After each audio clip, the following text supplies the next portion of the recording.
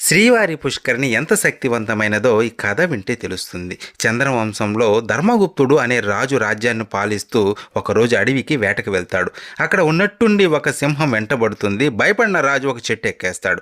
కానీ ఆ చెట్టు పైన ఒక ఎలుగుబంటి ఉండడం చూసి మళ్ళీ భయపడతాడు. కానీ ఎలుగుబంటి మానవ భాషలో మాట్లాడుతూ, రాజా భయం వద్దు, నేనేం చేయను, నువ్వు నిద్రపో, నేను ఆ సింహాన్ని ఒప్పించే ప్రయత్నం చేస్తాను అని ఆ ఎలుగుబంటి మాట్లాడే లోపే ఆ సింహం ఆ మానవుని క్రిందకు తోసేయి మనిద్దరి ఆకలి తీరుతుంది అని ఎలుగుబంటిని ఒప్పించే ప్రయత్నం చేస్తుంది. కానీ ఎలుగుబంటి ససేమిరా ఒప్పుకోదు. తర్వాత రాజు నిద్రలేస్తాడు. అప్పుడు ఎలుగుబంటి నిద్రకు ఉపక్రమిస్తుంది. అప్పుడు సింహం మళ్ళీ అదే ట్రిక్ ఉపయోగిస్తుంది.